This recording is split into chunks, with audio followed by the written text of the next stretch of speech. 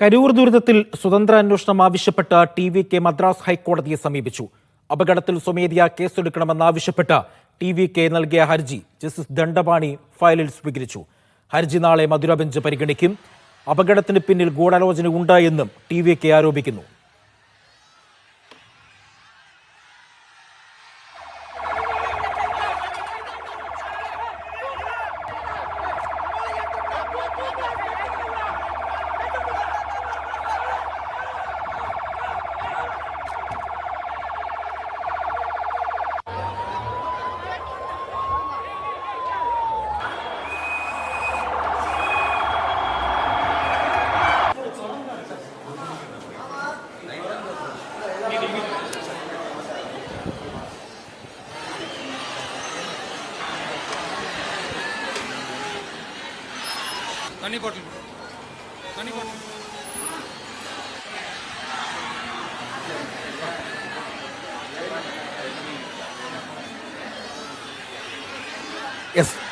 കരൂർ ദുരന്തവുമായി ബന്ധപ്പെട്ട് സ്വതന്ത്ര അന്വേഷണം ആവശ്യപ്പെട്ട് ടി.വി.കെ മദ്രാസ് ഹൈക്കോടതിയെ സമീപിച്ചു. അപകടത്തിൽ സ്വമേധയാ കേസെടുക്കണമെന്നാവശ്യപ്പെട്ട് ടി.വി.കെ നൽകിയ ഹർജി നാളെ പരിഗണിക്കുമെന്നാണ് ഈ ഘട്ടത്തിൽ മനസ്സിലാക്കാൻ കഴിയുന്നത്. മദ്രാസ് ഹൈക്കോടതിയുടെ മധുര ബെഞ്ചാണ് അത് നാളെ പരിഗണിക്കുക. ടി.വി.കെ നൽകിയ ഹർജി ജസ്റ്റിസ് ദണ്ഡപാണി ഫയലിൽ സ്വീകരിച്ചിട്ടുണ്ട്. ഹർജി നാളെ മധുര ബെഞ്ച് പരിഗണിക്കുമെന്നുള്ള റിപ്പോർട്ടുകൾ ഈ ഘട്ടത്തിൽ പുറത്തുവരുന്നുണ്ട്. അപകടത്തിന് പിന്നിൽ ഗൂഢാലോചനയുണ്ട് എന്നാണ് ടി.വി.കെയുടെ ഒരു ആരോപണം. ഇതിൽ ഏറ്റവും എടുത്തു പറയേണ്ടത് ഇന്നലെ റിട്ടയർഡ് ഹൈക്കോടതി ജസ്റ്റിസ് ഏകാംഗ ജുഡീഷ്യൽ അന്വേഷണത്തിന് ഡി.എം.കെ ഉത്തരവിട്ടിരുന്നു. അതിന് പിന്നാലെയാണ് സ്വതന്ത്ര അന്വേഷണം വേണമെന്നുള്ള ആവശ്യം ഇപ്പോൾ മുന്നോട്ട് വന്നിരിക്കുന്നത്. കരൂരിൽ നിന്നും വിവരങ്ങൾ നൽകാനായി സാജിദ് അജ്മൽ ചേരുകയാണ് തത്സമയം കരൂരിൽ നിന്നും. സാജിദ്, ഒരു സ്വതന്ത്ര അന്വേഷണം വേണമെന്ന ടി.വി.കെയുടെ ആവശ്യത്തിന് പിന്നിലുള്ള ചേതോവികാരം എന്താണ്? പ്രത്യേകിച്ച് ഒരു ജുഡീഷ്യൽ അന്വേഷണം നിലവിൽ തമിഴ്നാട് സർക്കാർ പ്രഖ്യാപിച്ചിട്ടുണ്ട്. ഏതെങ്കിലും തരത്തിലുള്ള ദുരൂഹതകൾ, അട്ടിമറികൾ ഈ യോഗത്തിനിടയിൽ ഉണ്ടായി എന്നുള്ളൊരു സംശയമാണോ അവരെ കൊണ്ട് ഇത്തരത്തിലൊരു സ്വതന്ത്ര അന്വേഷണം വേണമെന്ന ആവശ്യത്തിലേക്ക് എത്തിയത്?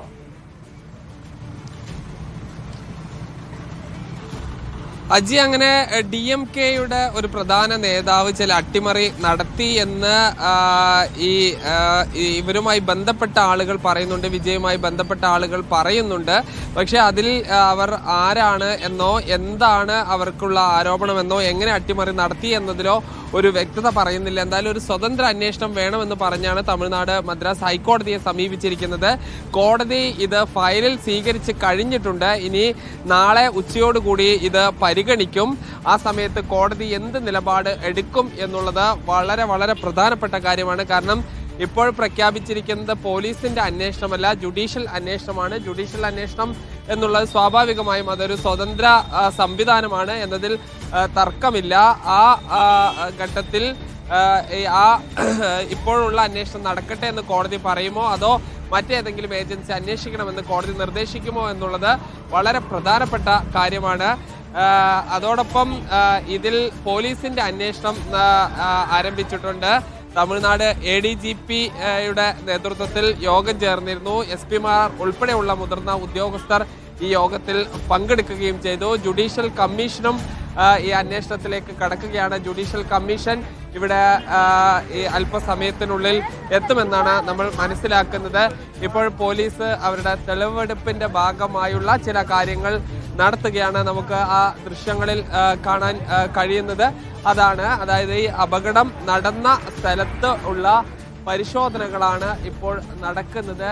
അതിൽ ഈ ചില മരച്ചിലകളും മറ്റുമാണ്. വനംവകുപ്പ് ഉദ്യോഗസ്ഥരാണ് എന്നുള്ളതാണ് മനസ്സിലാക്കുന്നത്. അവർ ഇത് അളക്കുകയാണ്. വിവിധ വകുപ്പുകൾ ഇത് സംബന്ധിച്ച് അന്വേഷണം നടത്തുന്നുണ്ട്. അതിന്റെ ഭാഗമായാണ് ഇപ്പോൾ ഈ മരം പൊട്ടി വീണ് അപകടം സംഭവിച്ചിരുന്നു. തമിഴ്നാട് വനം വകുപ്പ് ഉദ്യോഗസ്ഥനാണ് ഇപ്പോൾ ആ മരത്തിന്റെ അളവും മറ്റും പരിശോധിക്കുന്നതാണ് നമ്മൾ കാണുന്നത്. ഇങ്ങനെ വിവിധ ഏജൻസികളുടെ പരിശോധനയുണ്ട്.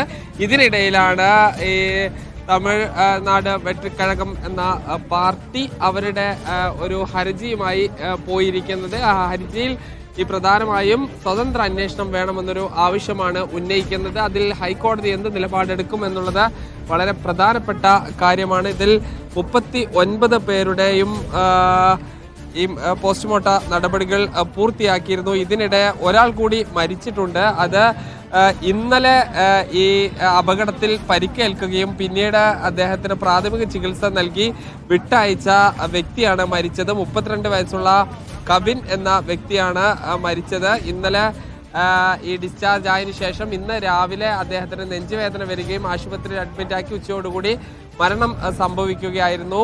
ഞാനിപ്പോൾ ഉള്ളത് ഇന്നലെ ഈ അപകടം നടന്ന സ്ഥലമാണ്. ഇപ്പോൾ ആ വനം വകുപ്പിന്റെ ഉദ്യോഗസ്ഥർ നിൽക്കുന്ന സ്ഥലത്താണ് ഇന്നലെ ഈ വിജയുടെ കാരവൻ ഉണ്ടായിരുന്നത്. ആ കാരവനും മറ്റും അതിന് സമീപത്ത് നിരവധി ചെരുപ്പുകൾ കാണാം. ആളുകൾ പ്രാണരക്ഷാർത്ഥം ഓടി രക്ഷപ്പെട്ടത് ഇവിടെ നിന്നാണ്. ഇങ്ങനെ നിരവധി ആളുകൾ ഉപേക്ഷിച്ച് പോയ അവരുടെ വസ്തുക്കൾ കാണാം.